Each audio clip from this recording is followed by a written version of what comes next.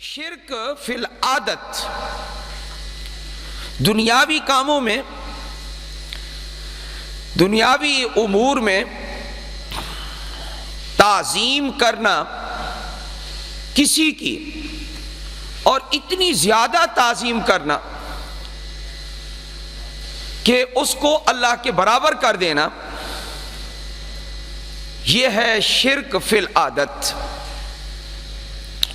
مثلا قرآن کریم کی ایک آیت میں پہلے پیش کرتا ہوں۔ اللہ تعالیٰ نے 8ویں پارے میں سورہ الانعام میں ارشاد فرمایا کہ مکۃ المکرمہ کے جو مشرک لوگ تھے ان کی ایک عادت تھی۔ وہ کیا تھی؟ وہ ذرا توجہ کے ساتھ سنیں۔ کاش یہ آیات اور یہ مضامین قرآن کریم کے لوگوں کو سنائے جاتے تو آج لوگ شرک میں مبتلا نہ ہوتے۔ بار بار میں یہی عرض کرتا رہتا ہوں کہ ہماری یہ قوم قرآن سے دور ہے، جس کی وجہ سے بڑی مشکلات پیش آ گئی ہیں کہ لا دینی کو دین سمجھ لیا گیا ہے اور دین کو لا دینی سمجھا گیا ہے، یعنی بالکل الٹ کر دیا گیا ہے۔ سمجھنے والے بہت کم، پھر وہ نظریہ اپنانے والے بہت کم، سننے والے بہت کم، بلکہ اگر میں یہ کہوں نہ سننے والے بھڑکنے والے زیادہ۔ تو یہ بات اپنی جگہ پہ یہ سچی ہے کہ کھری بات قرآن کریم کی کانوں میں پڑے تو انسان سوچے کہ اللہ کیا فرما رہے ہیں۔ تو آج آپ کو میں ایک آیت پیش کرتا ہوں۔ سارے ہم قرآن پڑھتے ہیں، 8ویں پارے کی آیت ہے۔ اللہ تعالیٰ مشرکین مکہ کا ذکر کر رہے ہیں اور ان کی ایک عادت کا ذکر کر رہے ہیں۔ اس عادت میں انہوں نے غیر اللہ کی اتنی تعظیم کی ہے کہ غیر اللہ کو اللہ کے برابر کر دیا ہے۔ یہ ایک عادت بنائی ہوئی تھی۔ عبادت تو وہ ہے جو اللہ تعالیٰ طریقہ بتائے کہ یوں کرو، یہ کہو اور بدن کو اس طرح قیام میں لاؤ، رکوع میں لاؤ، سجدے میں لاؤ، میری عبادت کرو۔ تو عبادت تو وہ ہے جو اللہ بتائے، اور لوگوں کے اپنے جو طریقے گھڑے ہوئے ہوتے ہیں وہ عبادت نہیں ہوتے، وہ عادت ہوتے ہیں۔ وہ تو لوگوں کے جو گھڑے ہوئے طریقے تھے ان میں انہوں نے غیر اللہ کو اللہ کے برابر سمجھا ہوا تھا۔ طریقہ بھی اللہ نے نہیں بتایا، بلکہ طریقہ بھی اپنا گھڑا ہوا ہے اور اپنا مصنوع ہے، اپنا ایجاد کردہ ہے، اور وہ طریقہ ایسا ہے کہ اس طریقے میں یہ کوئی اللہ تعالیٰ کو ترجیح نہیں دی، بلکہ یہ کہا کہ اللہ اور غیر اللہ یہ برابر ہے۔ 8ویں پارے کی آیت ہے۔ میں نے آج تک نہیں سنا کسی جگہ میں اتنے واعظ ہو رہے ہیں کہ اس آیت کو موضوع بنا کر کبھی بیان کیا گیا ہو الا ماشاء اللہ، یعنی بہت کم اگر کسی نے بیان کیا ہو تو کیا ہو۔ وَجَعَلُوا لِلَّهِ مِمَّا ذَرَأَ مِنَ الْحَرْثِ وَالْأَنْعَامِ نَصِيبًا۔ کھیتی، گندم ہے، دیگر اناج ہے، کہا کہ اپنے کھانے کے لیے بھی رکھتے تھے وہ لوگ، اپنے کھانے کے لیے بھی رکھتے تھے۔ یہ بھی ہماری گندم ہے، یہ سال بھر کی گندم ہے اور اس کو سنبھال کے رکھیں۔ لیکن وہ جو اناج ہوتا تھا اپنے لیے تو رکھتے ہی تھے، ہر بندہ رکھتا ہے۔ کچھ حصہ ایسا ہوتا تھا کہ وہ کہتے تھے یہ اتنا حصہ اللہ کا ہے، اتنا حصہ یہ اللہ کا ہے۔ اللہ کا حصہ ہونے کا مطلب وہی کہ یہ فقراء میں تقسیم کر دیا جائے گا۔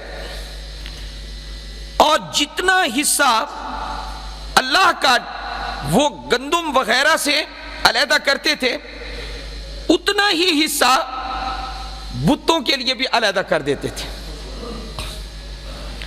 یہ ڈھیری اللہ کی ہے اور یہ ڈھیری بتوں کی ہے. یہاں حصہ پڑا ہوا ہے اللہ کا اور ادھر حصہ پڑا ہوا ہے بتوں کا. تو برابر برابر حصہ کرنا. اور بعد میں استعمال کیسے کرتے تھے؟ اللہ والا حصہ فقراء کو اور یہ جو بتوں والا حصہ ہے یہ بتوں کے مجاوروں کو دیتے تھے. یہ مجاور پہلے سے چلے آ رہے ہیں. آج قبروں کے مجاور ہیں اور اس وقت کس کے مجاور ہوتے تھے؟ بتوں کے. یہ پہلے سے چلے آ رہے ہیں. یہ ڈھیری ہے اور جناب یہ ڈھیری ہے. اسی طرح جانور، یہ ہمارے دودھ پینے کے جانور ہیں اور یہ بکری یا یہ گائے یا یہ اونٹ اونٹنی یہ اللہ کے لیے ہے. اور یہ بکری یہ فلاں جانور یہ بتوں کے لیے ہے. تو بتوں کا حصہ بھی ساتھ ساتھ نکالتے تھے برابر کا. اب آپ یہ دیکھیں کیا یہ چیزیں نکالنے کا حکم اللہ نے کیا تھا؟ نہیں، اپنی عادت بنائی ہوئی تھی اور اس عادت کے اندر شرک کر رہے ہیں. تو میں نے کیا کہا تھا؟ آج ہم کس کو بیان کریں گے؟ ہاں، شرک فی العادت. عادت بنائی اور اس عادت میں اللہ تعالیٰ کے برابر غیر اللہ کو کر دیا اور انہوں نے کہا کہ جو حیثیت یہ اللہ کی ہے معاذ اللہ وہی حیثیت ہمارے بتوں کی ہے. اب آپ یہ بتائیں، ہم تو آپ کو قرآن سنا رہے ہیں وَجَعَلُوا لِلَّهِ مِمَّا ذَرَى مِنَ الْحَرْثِ وَالْأَنْعَامِ نَصِيبًا فَقَالُوا هَذَا لِلَّهِ بِزَعْمِهِمْ وَهَذَا لِشُرَكَائِنَا. اپنے گھڑے ہوئے خیال کے مطابق کہتے ہیں یہ حصہ اللہ کا ہے اور یہ حصہ لِشُرَكَائِنَا ہمارے شریکوں کا ہے. شریکوں سے مراد وہی بت ہیں. فَمَا كَانَ لِلَّهِ فَهُوَ يَصِلُ إِلَى شُرَكَائِهِمْ. آگے بھی سنیں ذرا آیت کیا کہہ رہی ہے.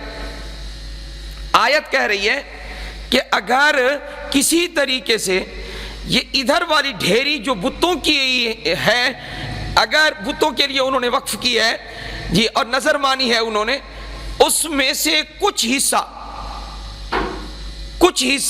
اس میں سے ادھر آ جاتا، اللہ کے نام پر جو ڈھیری رکھی ہوئی ہے اگر ادھر کی گندم ادھر مل جاتی فوراً اٹھا لیتے، اتنا حصہ اٹھا کے پھر دوبارہ ادھر رکھ دیتے، وہ حصہ دوبارہ ادھر رکھ دیتے. ہاں جی کہ یہ اتنی گندم ادھر آ گئی، کسی بچے نے اٹھا کے ادھر ڈال دی، کسی طریقے سے پڑ گئی وہ، تو جتنا حصہ بتوں کی ڈھیری میں سے ادھر چلا جاتا وہ اس کو اس میں سے نکال کے واپس کدھر لے جاتے؟ اس ڈھیری میں، کہ ہمارے بتوں کی جو ڈھیری ہے یہ کم نہ ہو. اور اگر غلطی سے کوئی بچہ اٹھا کر جی اللہ کی ڈھیری میں سے جی جو اللہ کے نام پر انہوں نے رکھی ہوئی ہے اس میں سے اگر کچھ گندم کدھر چلی جاتی بتوں والی ڈھیری میں، تو کیا کہتے تھے؟ کہتے تھے یا رہنے دو، ادھر رہنے دو. یہ اللہ والی ڈھیری میں سے جو ادھر آ گیا ہے بتوں والی ڈھیری میں اس کو ادھر رہنے دو. بھی کیوں؟ کہا اس وجہ سے کہ اللہ کو تو ضرورت ہے نہیں. میرا خیال ہے آپ سمجھ نہیں رہے، میں دوبارہ اس کو سمجھاؤں یا سمجھ آ گئی ہے بات؟ کہ جو ڈھیری اللہ کے نام کی وہ کم ہوتی ہے تو کم ہو جائے. آپ یقین مانیے مشرک کے دل میں اگر ڈر ہے تو غیر اللہ کا ڈر ہے کہ غیر اللہ ناراض اس کا حصہ کم نہ ہو. تو ڈھیری ان کی کم نہ ہو، بتوں کی ڈھیری کم نہ ہو. ڈرتے تھے وہ بت ناراض نہ ہو جائے، وہ ناراض نہ ہو جائے، ہے وہ ہمارا نقصان نہ کر دے. تو اللہ کا جو حصہ ہے اس میں سے کم ہوتا ہے تو ہونے دو. لیکن جو حصہ بتوں کا ہے یہ پورا پورا جانا چاہیے، اس میں کمی نہیں آنی چاہیے۔ یہ قرآن کریم یہ موجود۔ وَجَعَلُوا لِلَّهِ مِمَّا ذَرَأَ مِنَ الْحَرْثِ وَالْأَنْعَامِ نَصِيبًا فَقَالُوا هَذَا لِلَّهِ بِزَعْمِهِمْ وَهَذَا لِشُرَكَائِنَا فَمَا كَانَ لِشُرَكَائِهِمْ فَلَا يَصِلُ إِلَى اللَّهِ، جو شرکاء کا حصہ تھا وہ اللہ کے حصے تک نہیں پہنچتا تھا۔ وَمَا كَانَ لِلَّهِ فَهُوَ يَصِلُ إِلَى شُرَكَائِهِمْ، اور جو اللہ کا حصہ ہوتا تھا وہ شرکاء تک پہنچ جاتا تھا۔ سَاءَ مَا يَحْكُمُونَ، اللہ کہہ رہا ہے پیدا میں نے کیا تمہیں، تو کھیتیاں میں نے پیدا کی، تمہیں سب کچھ میں نے دیا، حصہ بھی میرا کام کر رہے ہو، کتنا برا فیصلہ کر رہے ہو۔ سَاءَ مَا يَحْكُمُونَ،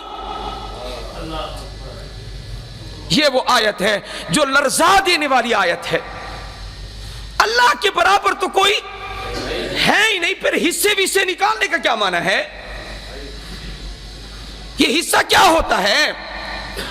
یہ نظر و نیاز، یہ منت، یہ چھترے بکرے جس نے پیدا کیا اسی کا حق ہے۔ اللہ نے پیدا کیا نا۔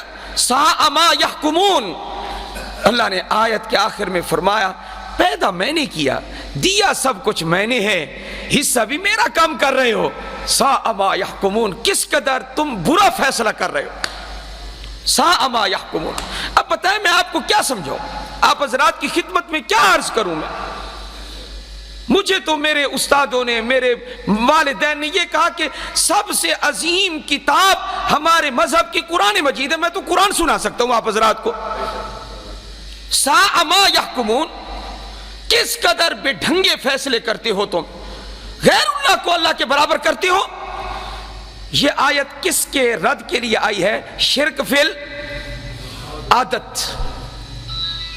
آیات تو اور بھی بہت ساری ہیں قرآن کریم میں، ایک نہیں بہت ساری آیات۔ وَلَا تَقُولُوا لِمَا تَصِفُ أَلْسِنَتُكُمُ الْكَذِبَ هَذَا حَلَالٌ وَهَذَا حَرَامٌ، اپنی زبانوں کو ذرا روک کے رکھو، اپنی طرف سے کسی چیز کو حلال کسی چیز کو حرام نہ بناؤ۔ کیوں؟ حرام اور حلال بنانے کا اختیار سوائے میرے اور کسی کو نہیں ہے۔ حلال و حرام کس کا حق ہے؟ یہ اللہ کا۔ وَلَا تَقُولُوا لِمَا تَصِفُ أَلْسِنَتُكُمُ الْكَذِبَ هَذَا حَلَالٌ وَهَذَا حَرَامٌ، اور یہ اس لیے کرتے ہو تاکہ تم اللہ پر جھوٹ باندھو۔ یہ قرآن کریم میں موجود ہے۔